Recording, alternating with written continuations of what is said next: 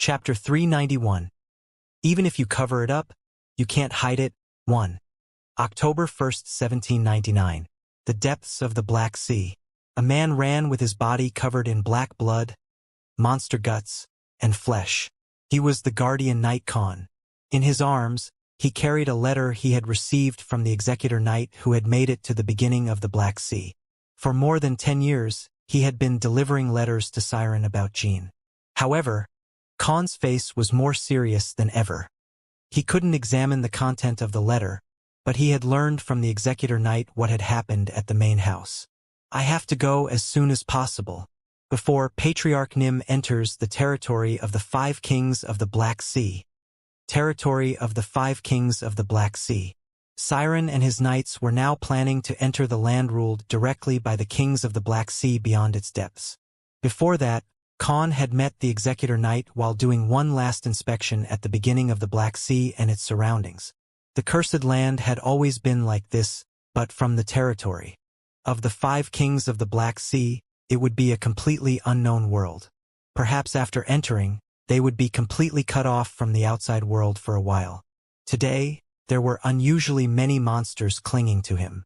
Each of them was a creature that could become a demonic creature with a core as long as they had the time and opportunity, and Khan had to fight them for another day and a half even after entering the depths. Huff!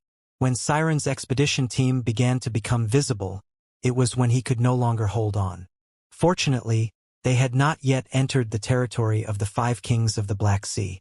Siren and the knights were taking a short break, using the corpses of monsters as fuel for a fire.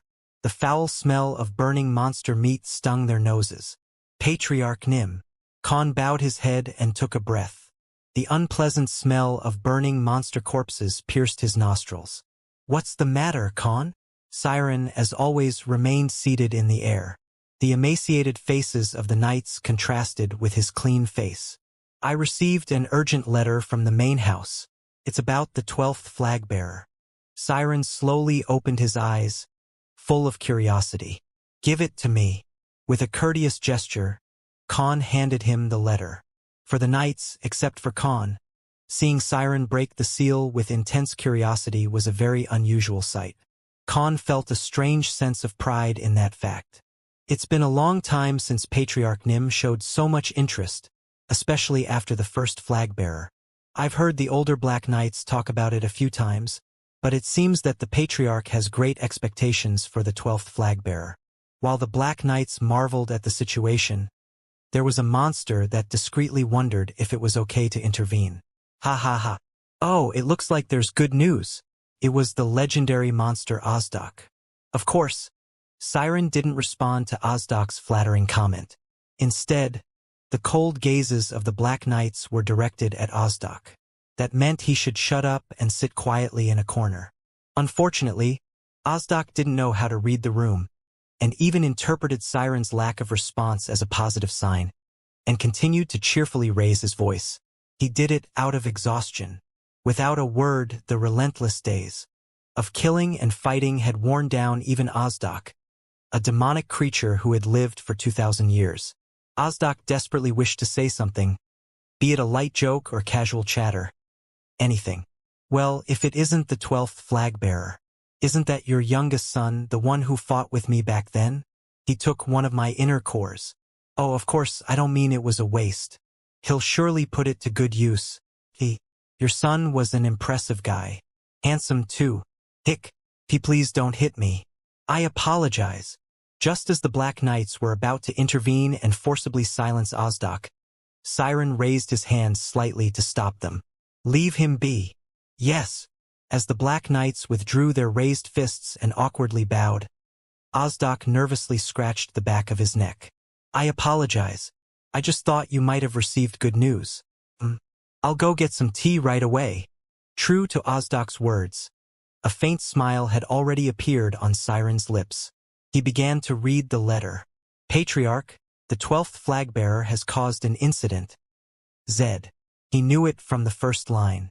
It was his younger brother's handwriting, the only one of his siblings who had survived the battle for hegemony in their youth.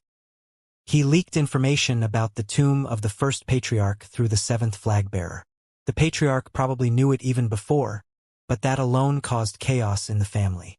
Do you know what happened while everyone was waiting to confirm the truth after his return? As soon as he returned, he fought with Jordan, the Elder Council president. Due to this, the Elder Council president cut off both of his arms. But the Holy Queen came and healed him, and he narrowly escaped without wielding the sword as before. Upon hearing those words, Siren's eyebrows furrowed, and Ozdok suddenly knelt and extended a skull. Not a teacup, but a monster skull filled with tea. The fire used to prepare the tea came from the burning monster corpses, making it truly dreadful tea.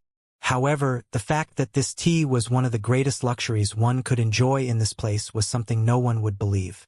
Anyway, right after the treatment, he made a statement to restore Runcandle's status as a family of magic swordsmen. Then, he himself suppressed opposing elders and defeated the third flag-bearer in a direct confrontation. Siren's pupils dilated. Ozdok and the Black Knights couldn't help but be surprised by his reaction. Luncia, the third flag-bearer. If she had lost to Jean, it was undoubtedly because she had let her guard down. However, Luncia's defeat to Jean was still a surprise to Siren. Whether it was because she had let her guard down or because Jean had reached a new level, a defeat was still a defeat. The training ground where the incident occurred disappeared without a trace and nearly razed the entire central courtyard and main house.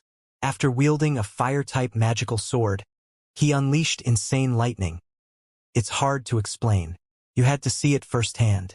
I knew that lunatic brat would one day cause a major incident in the family, but I never expected it to be so catastrophic. And so soon. Below is a summary of the damage in the Garden of Swords while we were struggling to handle the 12th flagbearer. Acting Patriarch seriously wounded. 2nd flagbearer, 4th flagbearer, 5th flagbearer, 6th flagbearer, 7th flagbearer, 8th flagbearer, 9th flagbearer, 10th flagbearer, 11th flagbearer, minor injuries. 3rd flagbearer seriously wounded. 12th flagbearer in critical condition. Head of the Black Sword Association, head of the Law Guard, head of the Civil Guard, minor injuries. Elder Council, over 50% with minor injuries. Guardian Knights, over 40% with major and minor injuries. Execution Knights, 12 seriously injured, 54 with minor injuries. Numerous others injured. No combat casualties. No casualties outside of combat. At the request of the main family, the decree for the second phase of the state of emergency in Hugister has been activated, complete blockade of the Alliance of Hugister's transfer gates, and ongoing media control. The Garden of Swords has recalled all dispatched knights and is maintaining wartime conditions. The precise list of injuries is detailed in the final section. The acting patriarch suffered deep internal injuries because she did not evade the boy's final blow containing everything with her body. The medical staff says she needs extreme rest for a while. Can you believe it? It wasn't a sudden assault by Zippel's main force, nor an invasion by Vermont, nor a rebellion. All of this happened because of the power of the 12th flagbearer. Because of that reckless brat who hasn't even turned 20. Elder brother, if possible, it would be good for you to return. For a while. It would be a great source of strength for the family members. And it would be a pleasure to see how he has grown with your own eyes. Ha ha ha! Siren suddenly burst into laughter. Ozdok tried to laugh discreetly, but when he met Siren's eyes, he had to close his mouth. Siren suppressed his laughter at that moment. By now, the knights were also eager to know the contents of the letter. So subtly they signaled to Khan. After all, he had been responsible for the letters concerning the 12th flagbearer for some time, so they wanted to try their luck. My lord, isn't the situation in the main family as bad as I've heard? What have you heard? I've heard from the execution knight that all of Hugister has been blocked, and it's in a state of war. That's also written in the letter, but it's not something that can be covered up by hiding it, and it seems everyone was in turmoil. To be honest, I'm worried about the 12th flagbearer. What should concern us is the land beyond. Khan and the knights nodded heavily. Siren's gaze extended beyond the depths, towards the territory of the 5 kings of the Black Sea. The 5 kings of the Black Sea, only a few days more, and they would arrive in that territory. A day's journey away, Luna, Vanessa, and Tubin were conducting reconnaissance. In that land, even Siren would have to exert all his strength in the many battles to come. With a whisper, Siren turned the letter back to the front. He wanted to reread the part that had bothered him from the beginning. 12th flag-bearer, in critical condition. There was a clear distinction between critical condition and minor injuries. Since the declaration to make the family a family of magic swordsmen, Jean had not yet regained consciousness and remained in a hospital bed. Towards the end of the letter, there was a plea from Zed to Siren, asking him to return for a while. It meant he didn't want the flames of the 12th flag-bearer to be extinguished like this and wished for Siren to take direct action. It also carried the meaning of seeking support, if possible. It was the first time in his entire life that Siren had seen Zed make such a request. Considering the impending battle with the Black Sea Kings, it would be impolite to worry about family matters. Although he didn't deny Zed's request, Siren had no intention of going back and seeing things for himself. But before the opportunity is lost, I should give him a suitable reward. The reward Siren was talking about had nothing to do with the incident Jean had caused this time. I will inform the Lord that the 12th flag-bearer is the first to discover this demonic creature. If the Lord considers the demonic creature valuable, there will be a commensurate reward. What Tubin had told Jean as he took Ozdak away. Since joining Siren's expedition team, Ozdak had been proving his worth. Although his memories were blurry, he had made significant contributions to the task of finding the territory of the Black Sea Kings. Even after entering the territory of the Kings, he remained a valuable asset. Khan. Yes, Patriarch Nim. Quickly contact the main family and make arrangements for Jean to use it. Chapter 392. Even if you cover it up, you can't hide it too. As Siren said, it was not something that could be hidden. They sealed off all of Huffister, controlled all media, and strictly restricted access for those waiting in the family during Jin's declaration. Amidst the Garden of Swords, after the eruption of Hellfire, dozens of final movements simultaneously unfolded. The battle that took place in the center of the city of Kalen was something the residents couldn't remain oblivious to. It wasn't a scale of conflict that could be hidden. Through informants from each faction already present among the residents, the chaos caused by Jean spread beyond the Garden of Swords and quickly and forcefully disseminated throughout the world. The speed at which rumors were spreading was as fast and intense as a storm. My goodness! I asked him if he was going to commit treason, but I never thought he'd actually do it. If this isn't treason, then what is? Holy Kingdom of Vankila, Office of the Holy Queen. Upon hearing the news from the Saints of the Dawn Chariot Society, which could be considered the intelligence division of the Holy Kingdom, Lonnie furrowed her brow. With a worried expression. What on earth had happened that, after secretly treating someone in the dead of night, such a major incident occurred? I should have known from the moment he said he needed to give his arms a chance to shine. Phew, what do you think, gentlemen? Do you believe Lord Jean is currently unharmed? The Saints shook their heads. The security was too tight, so we couldn't investigate directly, but based on information leaked by city residents and various faction informants, he doesn't appear to be doing well at all. Some even say that he's not just in critical condition but already dead. What did you say, dead? No faction has been able to confirm Jean Runcandle's condition since the incident. Phew! One saint stepped forward, resolutely, and spoke. Your Majesty, as a saint and recipient of Ayula's grace, if you'll permit me the audacity, I believe you should make a decision for the sake of the nation's benefactor. Following the incident in the Holy Kingdom, the name Jean Runcandle had become a symbol within the kingdom, rivaling even the Holy Queen herself. Furthermore, those in the know were aware that Jean continued to provide astronomical support to the kingdom. Hence, such a direct proposal was put forward.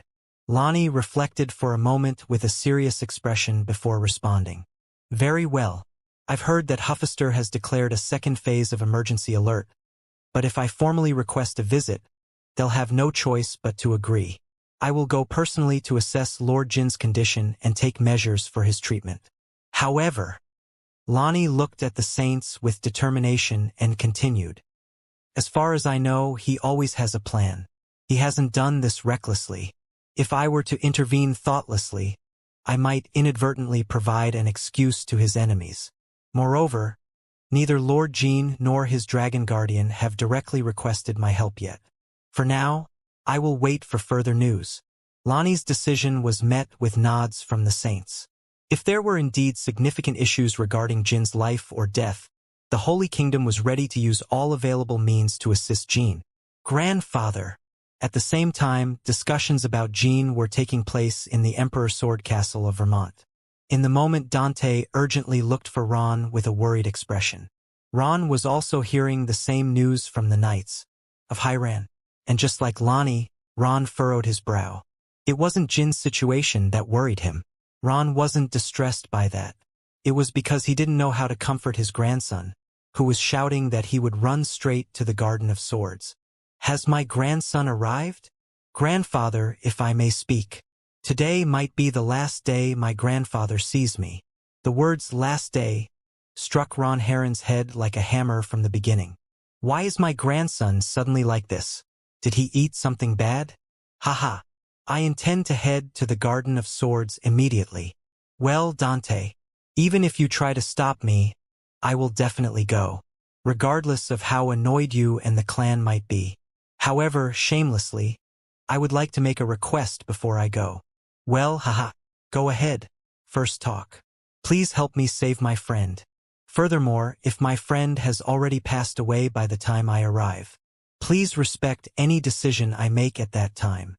If Jean had died, it meant that Dante was willing to fight to the death with the Garden of Swords. Of course, at the end of the road he would face death or a crippled life, or the misfortune of all of Hyran, who would fight desperately to save Dante. Since the moment Ron first saw the scoundrel who deceived his pure-hearted grandson, or rather, since his grandson went to the Cosmos Arena and met that friend and got excited, Ron had felt an inexplicable foreboding. If I'm not careful and pass the clan to my grandson, in the end, the Emperor Sword Castle could fall into the hands of that demon. Just thinking about it made his blood boil. Maybe it wouldn't be such a bad outcome if Jean was already dead. After all, he had worked so hard to prepare his grandson to be the clan's heir. Dante Hyran, my dear grandson. Yes, grandfather. First of all, stay calm. This old man hasn't taught you to be like this. I understand. However, I'm ashamed to admit that I can't prioritize the clan over my friend. I'm nothing more than an insufficient human to be the young patriarch. If it were up to Dante, he would willingly resign from his position as the next clan patriarch and forfeit all his rights just to be able to go to the Garden of Swords alone. That's the kind of person his grandson was. Naturally, Ron couldn't just stand by. What I mean is not that. Don't you trust your friend? With those words, Dante's eyes widened as if he had been struck in the back of the neck. He had taken the bait just as Ron had thought. What I know is that that little demon, no, your friend Jean Runcandle is not one to do things so brashly. He's always a cunning strategist, always with a hidden plan. I'm sure he'll appear without any problems. Ron didn't genuinely believe it. Given the magnitude of the incident, it wouldn't be surprising if Jean were dead. However, for now, he needed to comfort his grandson, so it was necessary to tell a little lie. It was astonishing how easily it seemed to work. Dante's face showed deep gratitude for those words. Grandfather. Now that I think about it, it seems possible. No, you're right. In that case, there has to be a chance. I thought too hastily. Haha, good. Then, train quietly while you wait. There's nothing better than training in seclusion to clear your mind. You must trust your friend. If it is known that you have to make a decision, I will intervene personally. Dante nodded with bright eyes. Yes, thank you, grandfather. I'm heading to the training grounds right now. Good. Refresh your mind while wielding your sword. With a joyful heart, Dante had no choice but to withdraw. He hadn't expected his grandfather to intervene personally, but the gesture of cooperation relieved his anxiety. As soon as Dante entered the training grounds, Ron called the knights and issued the following order.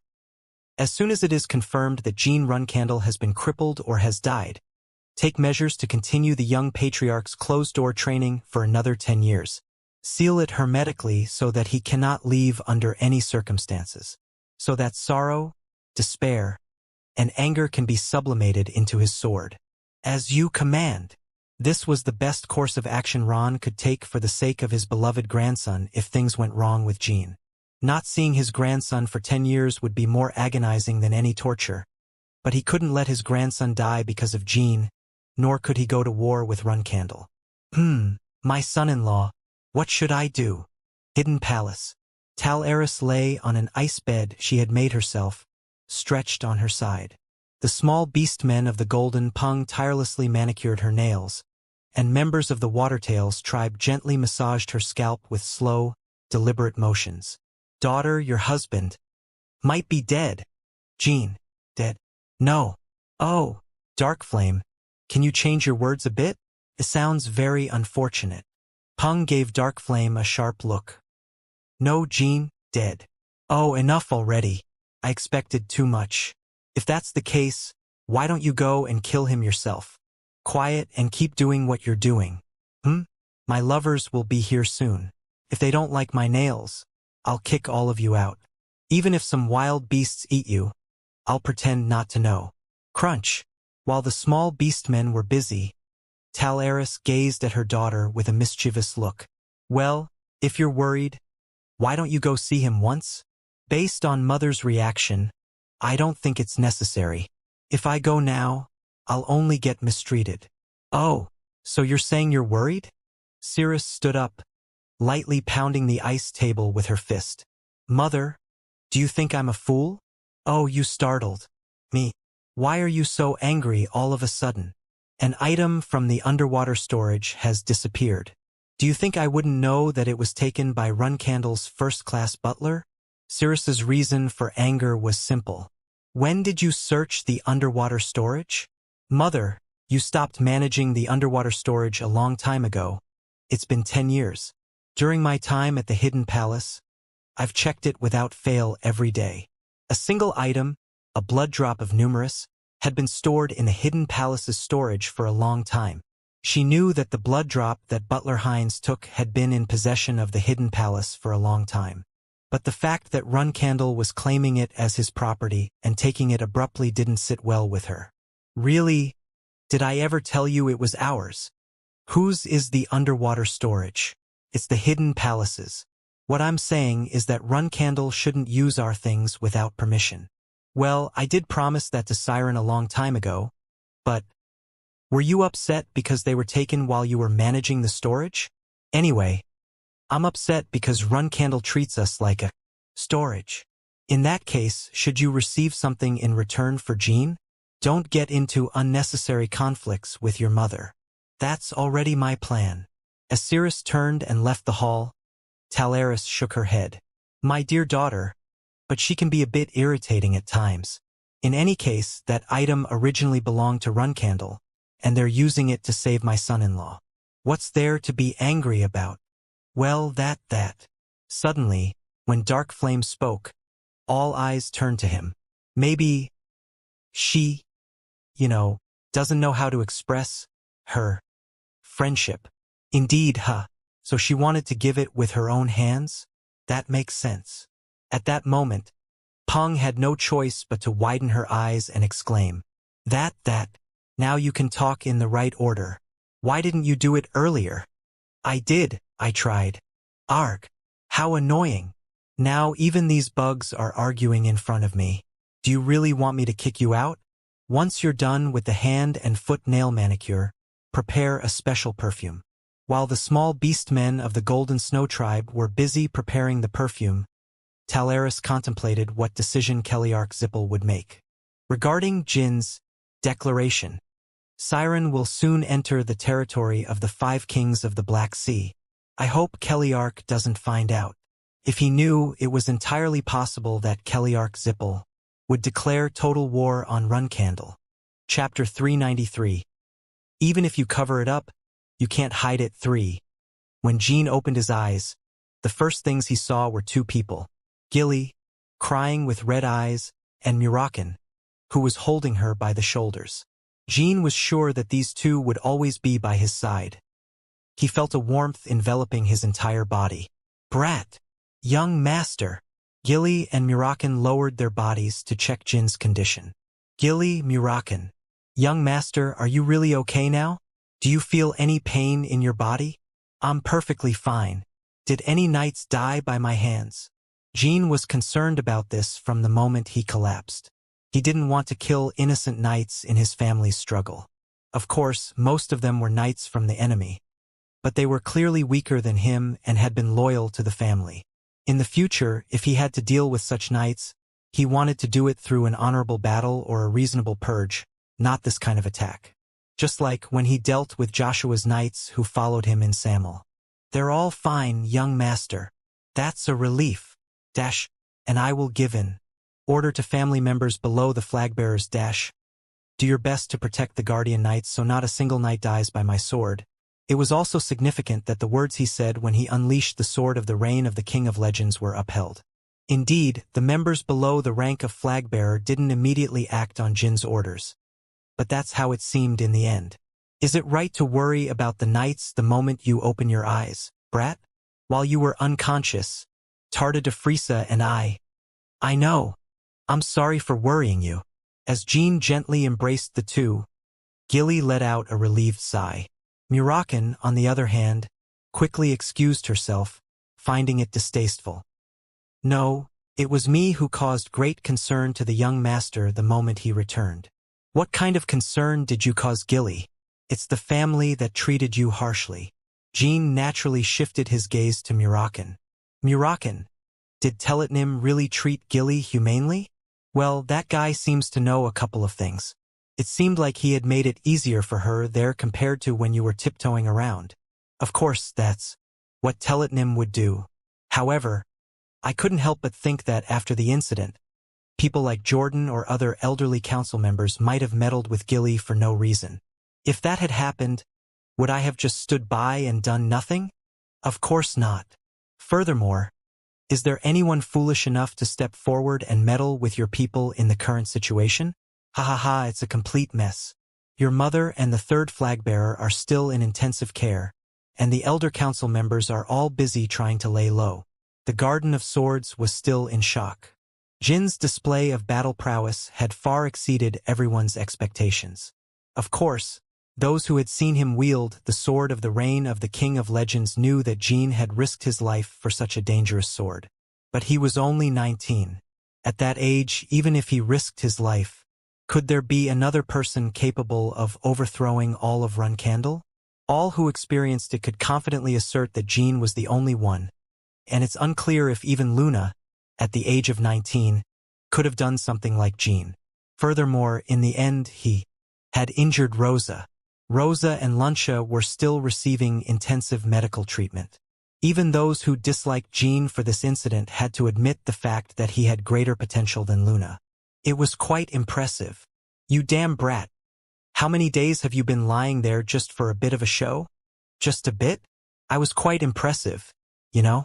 Impressive. Jin felt that he could say that without embarrassment in front of the Garden of Swords, which had been lukewarm at best. Thanks to that, he had lost both arms and had gone through a near-death experience. Yes, you were impressive, but if you try to be impressive once more, there might be no turning back. How long was I unconscious? 10 days. You almost died, huh? It seems like I'm getting too much in debt to Lonnie lately. You were in a state where not even the divine power of the religious fanatic could guarantee your recovery. Brat. So who treated me? It would have been difficult with just the family's medical team. Suddenly, Jin stopped speaking and looked around his own body. Now that he thought about it, his physical condition was remarkably good. For just waking up. It was Numerous's blood. Murakan and Gilly nodded. Just 3 minutes ago, his pulse had been weak, his breathing irregular, and his body unconscious. Even the light heart had gone out like a snuffed-out lantern. His body, in that state, absorbed a drop of blood left by the god who had vanished, and it instantly regained its vitality. As if the extraordinary battle had been all a dream. Who exactly? Your father. You're joking, right? That response slipped out without him realizing it. In his entire life, not once Jean had never imagined that his father, Siren Runcandle, would help him in this way. Even though he knew his father held a favorable opinion of him, this was completely different. His father had directly lent him his strength in the succession battle. So far, none of his siblings had received such support from their father. Young master, just a moment ago, the chief steward brought it personally. He said it's the only one in the family. This dumbfounded expression doesn't suit you. I'm just genuinely a bit surprised. Dumbfounded. Jean couldn't immediately think of what to say. Even now, aside from Murakanim and me, no one in the family knows that Numerus's blood drop was used for the young master. No one knows. Yes. Family members thought that Heinz had come to Jin's room just to check on his condition. No one expected that the clan patriarch would personally bestow a drop of Numerus's blood. PFT. Jean burst into laughter. Young master, why are you laughing, brat? There's a reason why my father gave me Numerus's blood in secret from everyone. It seems I've misunderstood my father all this time. Is there a reason? There's no need to reveal it if my father wants to keep it hidden. Let's spend 1 or 2 days in private. If we leave immediately, the chief steward will suspect. Oh, understanding the implications, Gilly clapped her hands. You don't plan to reveal that you received the Numerus's blood drop from the patriarch? That's right. Among outsiders, I'm sure more than half of them would wish for my death. I'm curious to see what kind of expressions they'll make in a few days. Is it okay to do that? Anyway, since you woke up suddenly, it won't be long before they find out that you used the Numerus's blood drop. Just say it was something I acquired during my days as a provisional flag bearer. Believe it or not, they have no means to prove that it was something my father granted. But it's a sacred object personally granted by the patriarch. I'm concerned it might provoke the patriarch's anger. If my father wanted to boast about it, he wouldn't have given it to me in secret. Since he gave it to me, it means I'm free to use it as I please. And more importantly, tell me more about the family's atmosphere. How many are trying to align with me? I can't say for certain. However, according to Petro's evaluation, approximately 1/10 of the Guardian Knights and a small fraction of the Execution Knights seem to have shown favor toward you, young master. For the moment, it's hard to be sure who the allies are. If we assume that approximately 2/10 are neutral or belong to other flag bearers, the rest are probably from the Elder Council and Joshua's faction. That's correct. Even if they manage to consolidate all the neutral factions, which wouldn't be easy, it would still be an overwhelmingly advantageous battle for the Elder Council and Joshua. Was an undeniable fact that Jean had caused tremendous commotion. However, the concept of entrenched power wasn't always easy to dismantle. This applied not only to Runcandle but to all factions in the world. Moreover, most of the other knight families of Huffister were absorbed by Joshua a long time ago, so those aligned with Joshua are unlikely to change sides in the short term. I don't understand humans. Even after witnessing you single-handedly overthrow the Garden of Swords, they won't change. It's because no one died. While it was certainly fortunate that none of the knights under protection had died, on the other hand, it also showed the limitations of Jin's individual power. The fact that not a single person died amidst the hellfire and lightning assault was due to this being Runcandle. In the early days as a provisional flag bearer, even Luna, my sister, had trouble when she came to meet with my father and me. It's true that personal strength is crucial, but alone you'll never be able to take on Runcandle. Everyone knows this well, so they keep supporting Joshua. It's because he provides stability. So, if you said those who seem to favor you were around 10%, we should start by holding on to them tightly. Should I meet with them? I'm still a symbolic entity in this damn Runcandle, right? If I start seriously recruiting knights, it'll be quite effective. Both Jean and Gilly burst into laughter simultaneously. Why the laughter? You just lose face, Murakan. If they were the type to switch sides upon seeing you, they would have done so a long time ago. Anyway, I need to regain my strength quickly, and I won't be meeting with those who seem to favor me. Why? Why not? It's like, you seem to like me, so please stay by my side. It's not very appealing. I should make them follow me and pledge loyalty on their own. I'll put on a little show only when necessary. I plan to expand my influence in Runcandle like that. Jean looked at the two and continued. For now, what we need to know are the other forces that aren't under our influence. As always, Jean was thinking about strengthening himself from the outside. The Vermont families and the Luteromagical Federation, the knight clans of Huffister that still have potential high-level mercenaries, and other major neutral factions. We should start expanding our influence from there. Jean planned to show that his ability went beyond mere individual power, using these contacts to gain influence. Chapter 394. Even if you cover it up, you can't hide it. 4. In the midst of the solemn atmosphere, Runcandle was stirred by Jin's declaration of becoming a magic swordmaster. Both the flag-bearers and the elders, along with the knights following them, talked about Jean whenever there was an opportunity. Would Jean really awaken? And if he did, what kind of punishment would he face? How many master swordsmen would align with him? Among these questions, there was only one thing that Runcandle and the others could predict: the fact that around 10% of the knights would support Jean. Therefore, Runcandle thought it would be difficult to completely turn the tide, even if the situation changed. It's this kind of atmosphere. So, Uni, it might be a good time for you to start moving more actively than before. Myo and Anne had come to look for Luncia and had made such statements. They had explained in great detail, for more than 30 minutes, how the youngest had shown his fangs and how the proper power had to be given to Joshua. It wasn't something Joshua had ordered. However, they wanted to reaffirm their loyalty to the future patriarch. During this opportunity, if elder brother Joshua becomes the next patriarch, the governing rights of the 5 eastern regions will be ours.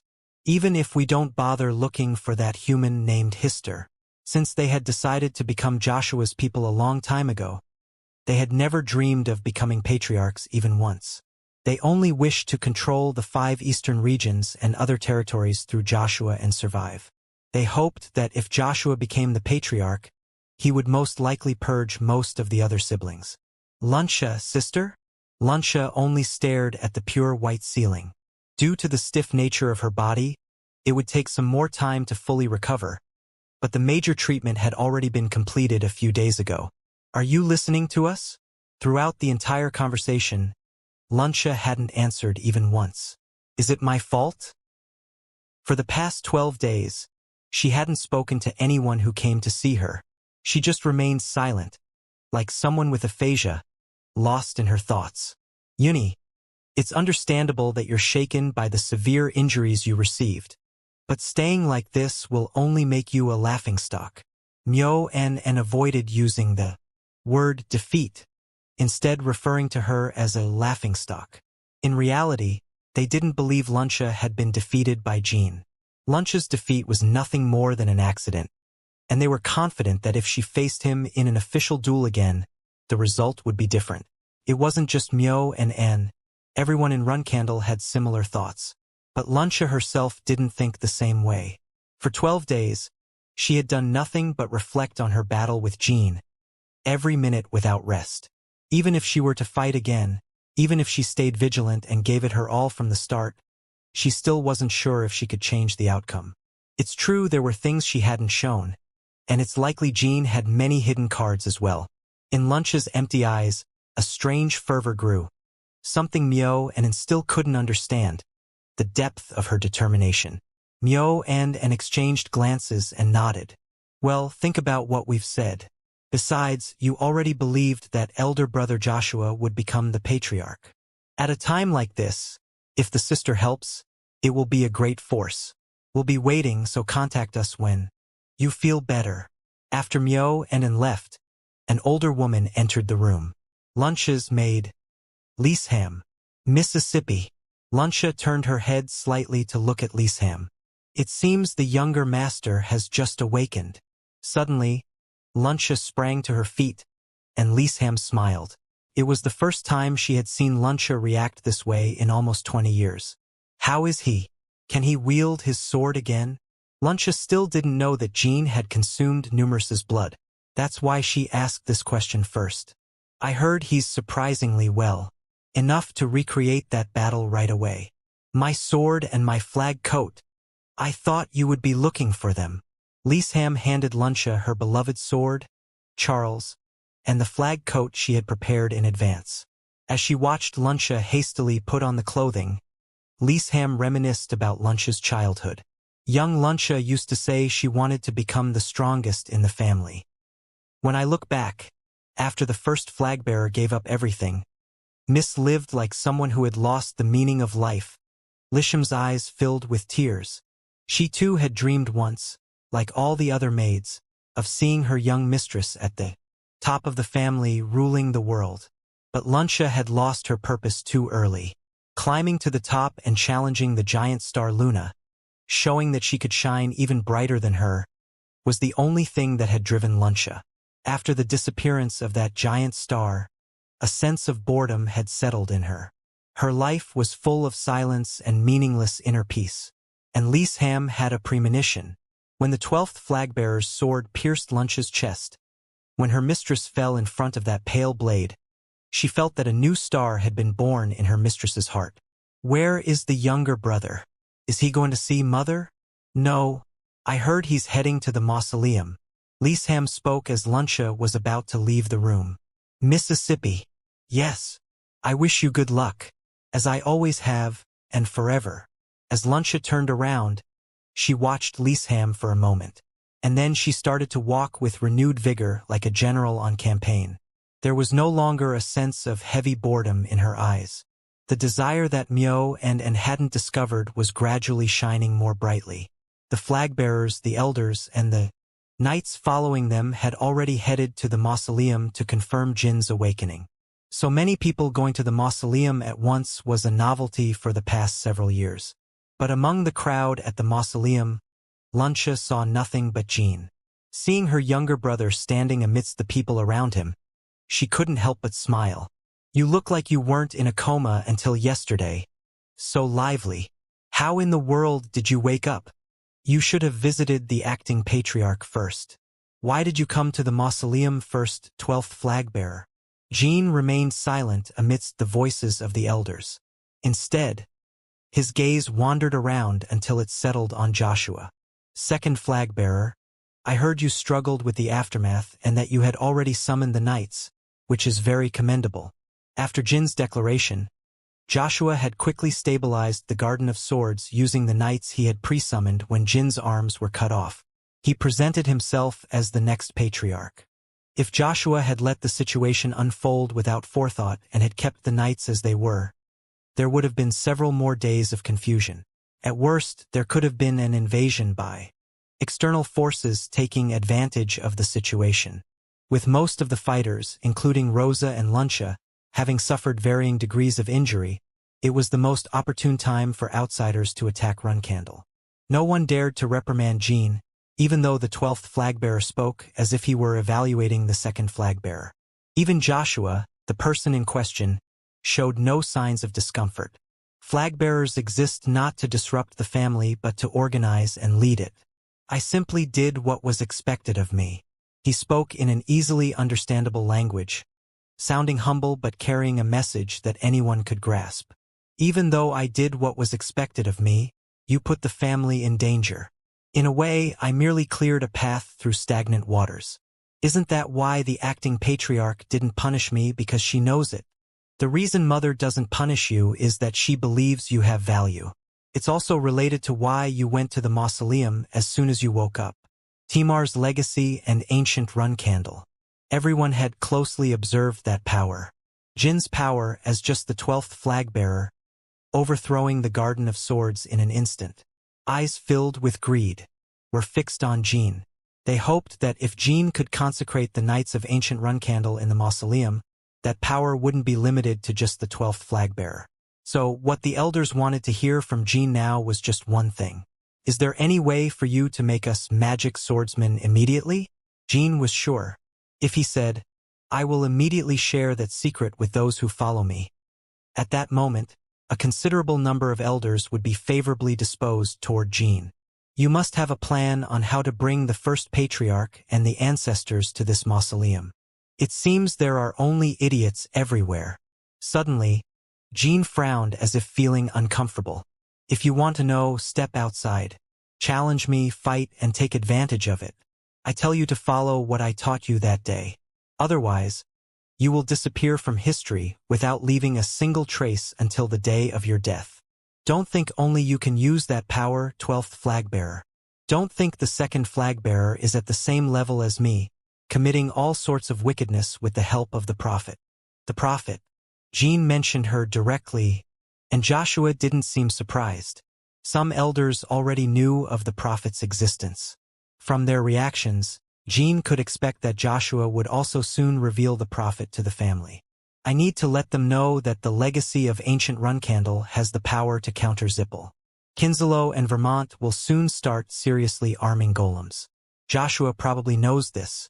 Even in the previous life, when Zippel began possessing mass-produced magicians, the balance of world power changed significantly. The living golems of the Legends tribe and the demon men that Kinslow and Vermont were producing could exert far greater power than the mass-produced magicians. It wasn't easy to face them in a normal manner. Blink after lighting the flames in the center of the mausoleum using mana. Jean took a step forward, passing by Joshua, and just as he was about to leave the mausoleum, Luncia blocked his way. Jean and Luncia stared at each other in silence for a few seconds. I will also become the patriarch. When Luncia spoke those words, everyone gathered in the mausoleum could only doubt their ears. Even Joshua seemed to have trouble hiding his emotions this time, and his eyes widened in surprise.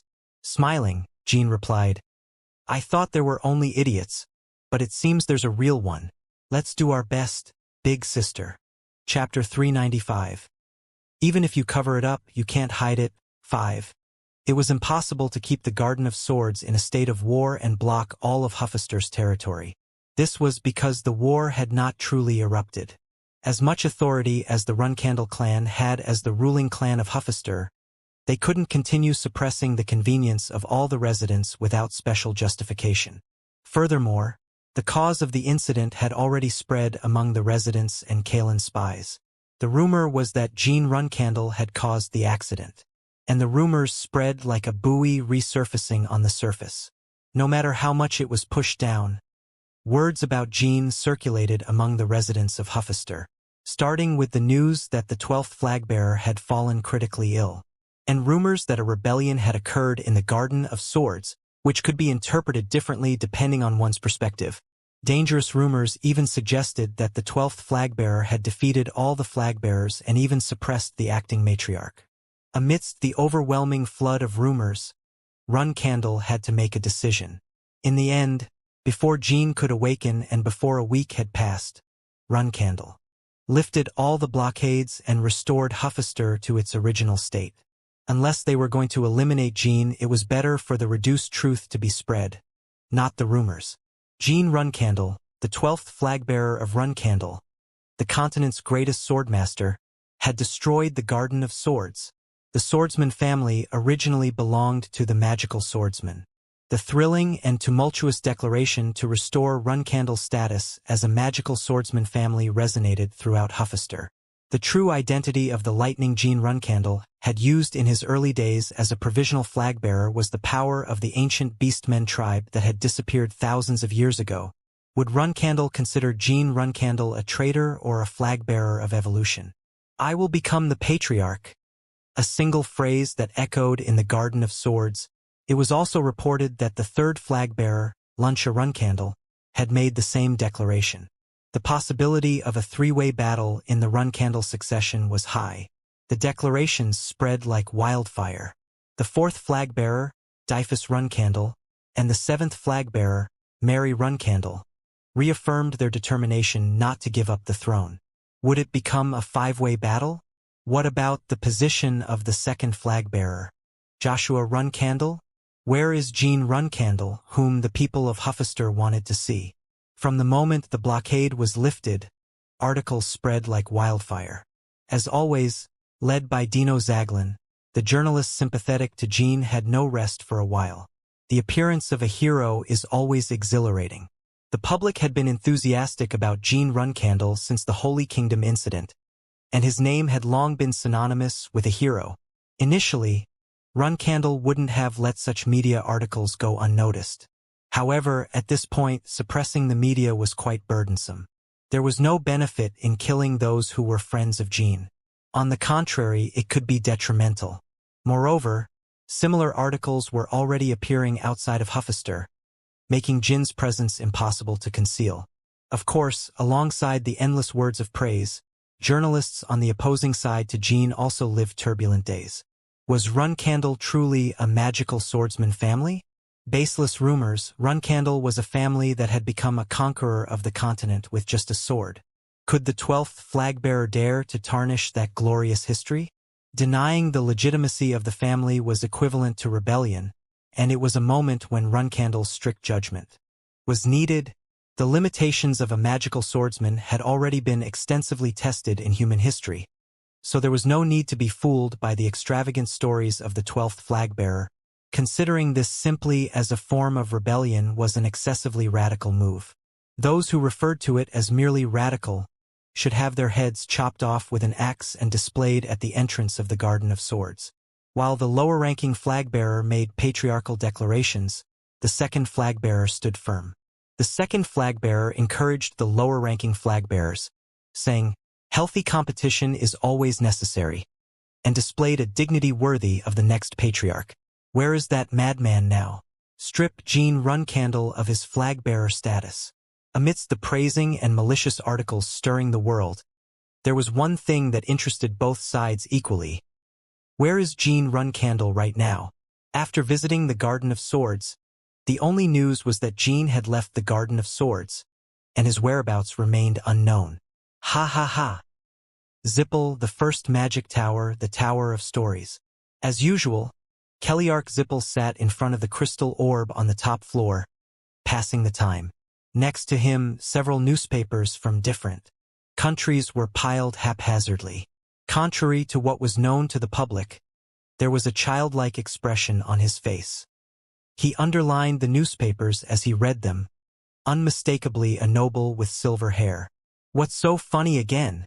Cadden, the fire dragon, was roasting nearly 5-meter skewers with his fiery breath, standing at a good distance. Despite his true form, his face was filled with irritation. "I've felt it before. The youngest of Runcandle has always been quite interesting." Interesting? Are you out of your mind? Why not? At his age, he single-handedly turned Runcandle into a complete mess. Even I couldn't do what he's doing. It's amazing, isn't it? Crack. Cadden angrily bit into a cooked skewer.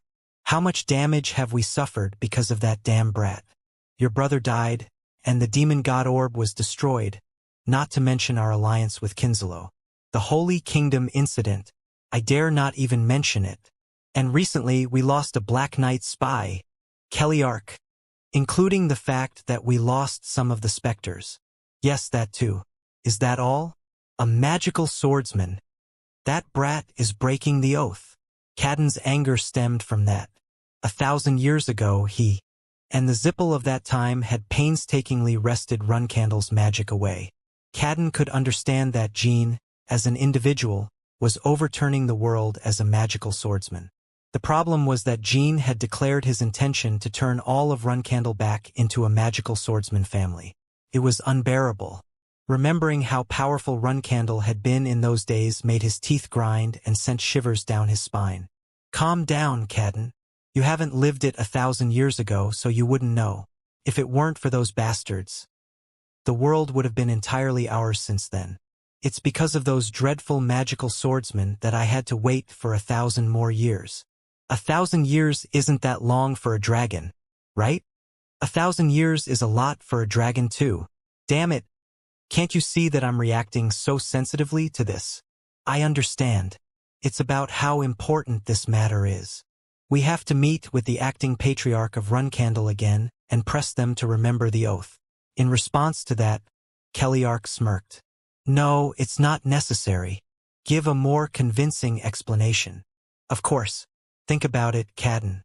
Based on what we've observed so far, the 12th flagbearer of Runcandle is not one to recklessly cause trouble. The fact that he openly mentioned restoring Runcandle's status as a magical swordsman family is because he has a reliable safety net. Are you talking about Siren Runcandle? Yes, Siren Runcandle. What the 12th flagbearer believes in is his father. I don't know how much of the Black Sea's secret Siren has shared with his younger son, but one thing is certain. Siren Runcandle had not yet entered the territory of the Black Sea's 5 kings. As Keliark continued, Cadden's pupils dilated. It can't be. Runcandle's strongest knights, along with the demigod, have been searching for decades. By this point, they should have undoubtedly found the territory of the 5 kings. I was hoping for that from Siren and his knights as well. However, judging by the 12th flagbearer's actions, it's more likely that he's still wandering, unable to find the territory of the 5 kings. If Siren had already found the territory of the Black Sea Kings and couldn't leave for some time, Jean wouldn't have made such a declaration. That was Keliark's judgment. The Black Sea is truly an unknown land. Even if Siren hasn't found the territory of the 5 kings yet, it wouldn't be surprising. That's true. Perhaps he gave up on finding the territory of the 5 kings. So, as long as he's alive, he might be looking for an opportunity to break the oath with the 12th flagbearer. Anyway, it's annoying. Cadden, Siren is just a human after all. And I assure you, he won't get what he wants. Cadden nodded silently. A human and one with limited time. Once Siren disappeared, Runcandle would no longer be a problem. Furthermore, the oath is just a symbol. What is truly engraved in Runcandle's blood is a curse. So don't rush. Let's watch him. It's quite interesting, you know? Agreed. But still, it's a good idea to confirm Jean Runcandle's whereabouts for now. It's unsettling. That's a valid point. Let me see. I'll check the crystal ball. You can't see anything in there. While Cadden exclaimed in frustration, something caught Keliark's attention beneath the crystal ball. There was a sealed letter. It had flown to his beloved son, Baradin Zippel. We may not need to search. I'm quite sure he's coming here. Keliark waved the letter in his hand. What's that? While everyone was curious about Jin's whereabouts, he was simply passing the time with his comrades in the Tychon Free City mansion. He was flipping through newspapers while enjoying some Latree cookies. However, Jet rushed over and handed him a letter. Sir, a letter has arrived in Tychon with your pseudonym. It seems to be some kind of invitation. Give it to me. Jean was already expecting an invitation, so his reaction was quite calm. When he opened the seal, the first thing he saw was an image of a lion holding a sword. The Emperor's Sword Seal. Only the Lord of the Emperor's Sword Castle could use it. Paul Grey Mick, you are invited to the Emperor's Sword Banquet. Join us to enjoy the splendors of the Emperor's Sword Castle and make your name shine. Ron Hyran, Lord of the Emperor's Sword Castle. P.S. Thanks to my grandson, I have no choice but to send you this invitation as well. If possible, don't come. Don't come. After reading the content, Jean let out a chuckle. He could almost imagine how desperately Dante must have pleaded with Ron Hyran to invite him to the banquet. Jet, who glanced at the content, sighed. My lord, why did that guy bother sending the invitation if he didn't want you to come? Ron Hyran is quite petty. Jet. Yes, my lord. Do you have appropriate attire for the banquet? Yes, I do, but why do you ask? Then prepare it. Also, let the others know. We will all go together to meet this little lord. Chapter 396. Emperor's Sword Banquet 1. October 25, 1799. Influential families and clans from Huffaster, Vermont, and the Lutero Magical Federation gathered at the main residence of Hyran. The banquet at the Emperor's Sword Castle had begun. Their procession was truly grand. The various colors of the banners from each clan and family around the imposing Emperor's Sword Castle looked like a colorful garden of flowers from a distance. The individuals gathered under those banners were the central figures and pillars of each clan. Compared to Runcandle's rare banquets, held once every 10 years, Hyran was known for hosting banquets frequently. However, it wasn't common for key figures from every clan and family to attend each time. It depended on who the host was.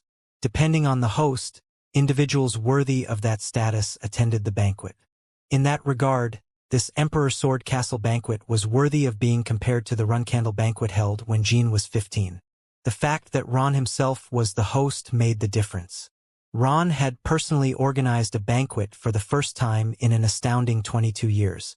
The last time he had gathered people was for his newborn grandson. However, his grandson had become a stubborn fool. "Wow, sir, it's my first time attending such an event. Everyone look over there. That's the esteemed Sir John Cena of the Dragon King's Knights. And right beside him is Captain of the Imperial Magic Division, Sari, and that person is... Hehe. Enyanim, why are you so amazed? They're not that impressive compared to our Lord these days." "Well, I think so too. However, since so many famous individuals have gathered, it seems appropriate to react a bit more energetically." "It's a fun thought, hehe." Enya and Jet still got along well. Beres and Kazan nodded at their interaction. Yulian didn't attend as she was taking care of Kaltor. Gilly let out a small laugh, and Murakan clicked her tongue. Elisa and Kashmir, on the other hand, had somewhat serious expressions. "Kashmir, Elisa, are you worried about meeting the Emperor?" Quicantle asked. She was still unofficially sought after by Vermont, along with Enya, but she no longer needed to hide. Jean had become a flag-bearer, and his faction was growing into a force that couldn't be ignored. "It's not necessarily that, but it feels strange," Elisa shrugged. "Even if we don't meet the Emperor in person, I'm sure we'll meet some members of the Imperial family. Anyway, if we intend to elevate Tychon status to a country, we can't keep avoiding them forever." The entire group had used products from the Golden Snow Tribe to disguise themselves, just like they did during the Compass robbery operation. However, even with their extravagant disguises, people didn't pay them much attention. With so many prominent figures around, Jean and his group were perceived as nobles dressed fashionably, easily blendable anywhere. "It's almost our turn." The group had been queuing for 5 hours since dawn. "Show your invitations." The eyebrows of the gatekeepers twitched as they examined Jin's invitation. "Paul Gray Mick? That's a name I've never seen before. Besides, the Patriarch left a note telling you not to come if possible, and yet you've brought companions. If it's absolutely necessary for you to enter, your companions can step aside." "Well, you've allowed the companions of the nobles in front to enter as well." When Enya asked, the gatekeepers exchanged uncomfortable glances. "It's customary. Anyway, it's not allowed. Since the Patriarch doesn't seem to welcome your presence, there's nothing we can do. It's better for only you to enter." "Wait a moment." Jean whispered something in his ear, and the eyes of the Guardians widened. "Are you really Jean Runcandle? Ron-Nim sent the invitation using my alias, so I've come using that name. Please lower your voice a bit, out of courtesy. If you're the 12th flag-bearer of Runcandle, show me the proof." When the gatekeeper suddenly shouted, the eyes of the other nobles in the adjacent line widened.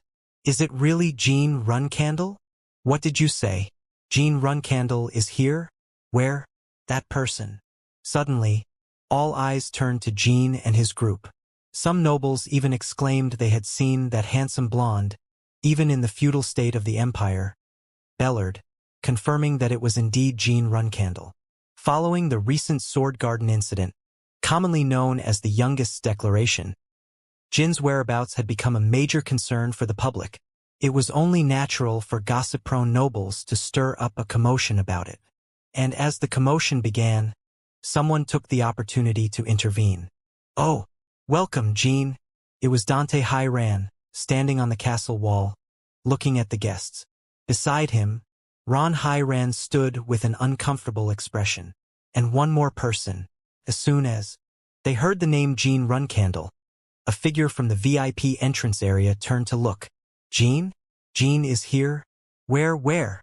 This good-natured white-haired idiot was none other than the next patriarch of Zippel, Baradin Zippel. As he craned his neck to get a glimpse of Jean, his attendants were touching their foreheads, trying to restrain him. "Young master, please, maintain your composure. He's the flag-bearer of the enemy. If you act as if you're glad to see him, Despite the objections of the attendants, Baradin kept looking for Jean, drawing the attention of everyone nearby. Baradin is here too. Dante gestured toward Baradin. At that moment, Baradin met Jin's gaze and shook his hand. Jean, in turn, naturally avoided his gaze and continued walking into the Emperor's Sword Castle. He was concerned that Baradin might get into trouble. As a result, those who came to the banquet responded to Dante's gestures, thinking they were being welcomed, and shook hands in turn. Nobles near Baradin also reached out their hands. Some things remained the same. Jean couldn't help but think. Similar situations had occurred in the past during the Cosmic Arena. He didn't expect him to attend. Is he in his right mind today? On the other hand, he had a bitter taste in his mouth. The last time they had met, Jean and Baradin had confronted each other. On that occasion, Baradin not only didn't greet Jean as he did now, but acted like someone determined to kill him. He couldn't draw hasty conclusions. Not until he had a conversation with him. No, even if we talk in person, can I be sure that his mind hasn't been manipulated? It would probably be difficult. There was no clear information on the extent of Zippel's mental manipulation. Still, it wasn't so bad to see his friend looking healthy after a long time. When they entered the castle, the reception area was already crowded. If Jin's identity as Runcandle hadn't been revealed, they would have had to wait quietly in the reception area until evening. The entrance of regular guests wouldn't begin until all VIPs had taken their seats. Thanks to the commotion, Jean and his group were able to enter the banquet hall immediately. I went to the trouble of disguising myself, but now it seems pointless. I wanted to see Ron Nim's smug expression when he realized I wasn't coming. True fans of the banquet hall had already heard the news. They were openly scrutinizing Jean and his group with curiosity. Even the banquet's guests had noticed Jin's presence. They were openly examining the group, and their curiosity was evident. Jin's arrival at the banquet hall was a surprise to everyone. But except for a few, the people Jean had brought with him were unknown to them. Officially, Hiran hadn't sent an invitation to Runcandle. Ron made that decision out of consideration for Rosa, who was still recovering.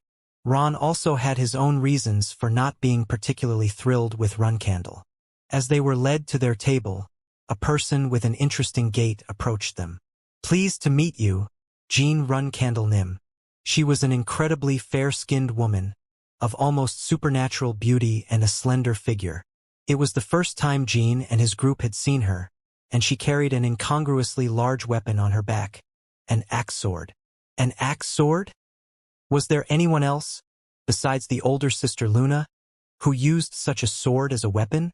Although part of it was hidden, it was clear that it was an axe sword. "Who are you?" While Jean inspected the axe sword, Murakan asked with a somewhat mocking tone. "I am Zephyrin from the Black King's mercenaries. I've always admired Jean Nim, so I've come to greet him." "Admire who? Him? Why the heck? Are you like this girl?" When Murakan pointed at Enya, someone urgently pronounced Zephyrin's name. "Hey, Zephyrin!" Someone with an anxious voice called out to Zephyrin. A man rushed towards her from behind. Someone Jean knew. "Oh, Captain!" Bang! Before Zephyrin could respond, Murka, the captain of the 3rd Division of the Black King's mercenaries, gave her a light tap on the back of her neck, causing her to slightly bow her head. He had a natural look, as if dealing with a troublesome student. It seemed somewhat routine. "Are you following me shamelessly?" "HM. I'm sorry, Jean Runcandle Nim. I didn't supervise my subordinates properly. She's a newcomer who recently joined, and she's quite rowdy. If the rookie came here thanks to the leader, she should behave quietly." "No need to worry, Murkanim. It's been a while." Murka had been in charge of Jin's escort when he left the Storm Castle. The nickname Young Emperor that the Black King's mercenaries who protected him had given him had gained attention again lately due to recent events. "It seems you've been promoted to captain. It happened shortly after escorting you, sir. Though it's quite belated, I must congratulate you." While Jean chatted with Murka, he couldn't help but feel subtly annoyed by Zephyrin. "Is it because of the axe sword? I have a strange feeling for some reason Morka, apparently aware of this fact, pointed at Zephyrin. Her real weapon is a regular longsword. She carries this axe sword on her back and claims to admire Lady Luna, always saying she does it out of respect. Please don't think badly of her. While talking to Jean, Morka occasionally scolded Zephyrin but showed affection for his subordinate. Of course. Thank you for understanding. Hey, why don't you say thank you right now? Thank you. Once again, when Zephyrin quickly bowed her head, she did it with so much energy that the handle of the axe sword hit her in the neck. Murakin shook his head as if he weren't surprised. I'm tired. That's enough. Go on. Yes, until next time. Enjoy the banquet. After Morka and Zephyrin left, the group exchanged glances. Our Lord doesn't need to do anything. Beautiful. Women like her come to him on their own. As expected. That woman Zephyrin seems a bit suspicious, doesn't she? Surely it seems that way to you because she's going to be your competition. What's suspicious about her? She just seems a bit inexperienced. While Jet, Enya, and Murakin made their comments, Jean and Quicantle continued to gaze at Zephyrin's back with furrowed brows. Jean. Yes, Quicantle Nim. That Zephyrin. She doesn't look like she's of the human race. Chapter 397. Emperor's Sword Banquet 2. The group's gaze once again turned to the backs of Morka and Zephyrin at Quicantle's words. Morka had been scolding Zephyrin all the way back to the Black King's mercenaries' table. Quicantle Nim. What are you talking about? Quicantle. Are you saying you see them as so insignificant that you don't even consider them human? This girl didn't seem that way to me. While Jet and Murakin expressed their doubts, Quicantle sighed. Murakin, are you so naive that you didn't notice the lack of scent from that girl? Oh, right, you're naturally insensitive, aren't you? I don't need to hear that from you. You didn't notice any smell coming from that girl? I don't get it. I only smelled a strange perfume. These newcomers to banquets always seem to spray their perfume so heavily. Maybe they don't usually bathe. Upon Murakin's words, Enya and Jet wrinkled their noses and sniffed their own clothes at the same time. They were newcomers to the banquet too, so they had used a lot of perfume. Well, that kind of people doesn't necessarily not bathe regularly, you know? Well, you're right. Haha, I accidentally spilled a bit of perfume on myself while handling it this morning. Of course, the scent Quicantle referred to wasn't the smell of perfume. It was the smell of our people, Murakin. Everyone looked at Quicantle in surprise. What? It was covered by the perfume, but I'm sure of it. The scent I sensed from that human was the blood of our people, and not just one type of blood, but several mixed together. Hiding the scent of blood from seasoned mercenaries who had been on countless battlefields was impossible. The pungent scent of blood was as strong and intense as meat sizzling on a grill. But dragon blood was entirely different from that of humans. Dragons had a unique and mysterious scent that was difficult to discern with human sensory organs, and it varied from species to species. The terror of the Ant Mountains. The scent was even stronger than what I sensed from that human. That's something. So, Quicantle, are you saying Zephyrin might be a dragon slayer? A dragon slayer? There's nothing like that in the world, you bastard. Vanessa Olsen was probably the closest thing. Well, if it's the scent of our relatives, then was the perfume used deliberately to mask that scent? There's a possibility. If what you say is true, then that person is probably a demon or a demon dragon. But as far as I know, there's no demon who can transform perfectly into a human. So there's a high possibility she's a demon dragon. Demon dragon. It referred to dragons that served gods or demon kings, either by choice or coercion. They were called the same whether they were created by demon gods from the beginning or were dragons who served other gods and moved to the demon world. The last time a demon dragon appeared in the human world was during the Holy Kingdom's Protection War. Before that, it was about 1,200 years ago when Hilurum summoned the demon god. Before the demon god appeared, they were occasionally seen, but nothing more. So should I go and ask? Are you a demon dragon? And what will you do if she says yes? We'll have to confront her. Maybe it's better for you to stay silent, Murakin. When Jean tried to stop him, Murakin shrugged. Why? If she denies it, There's no way to prove it. It might not be true. Besides, if you suddenly make a scene claiming you've discovered her true identity, there's no solution. This is Ron Nim's banquet hall after all. If Murakin's actions disturbed the banquet, the responsibility would fall directly on Jean. Jean is right, Murakin. Why are you so stubborn? Plus, there's a slight possibility that the smell of our people is coming from the sword. It's unlikely, but if that's the case, then she could be an ordinary human, and the weapon might have belonged to a demon dragon or someone like Vanessa. As if she had heard something, Zephyrin turned her head as she scratched her neck. While doing so, she made eye contact with Jean and waved with a goofy smile. Hey, if you're as strong as I am, you don't need to use your head so much. What do you guys know? Oh, by the way, that Zephyrin or whatever, from here she looks like a complete idiot. But, Quicantal Nim, if she's really a demon dragon, there must be a reason she came to me. In my opinion, it's probably the Grimoire of Rontelgius. The Grimoire of Rontelgius. The object that had come to their minds was the one they had obtained a few months ago when they attacked Joshua's secret villa. If a demon dragon had something to discuss with him, that would be the only reason. I agree with that, Jean. Once the banquet is over, we should investigate Zephyrin. I think we need to find out more about her. Anyway, we also have business with the Black King's mercenaries. After the banquet, we should go to the headquarters of the Black King's mercenaries. It might be a good opportunity to meet the leader of the Black King's mercenaries in the banquet hall. The Black King's mercenaries, the most renowned mercenary group in the world, were the most crucial of the neutral factions that Jean needed to recruit. It was a mercenary group that not even Runcandle could afford to ignore.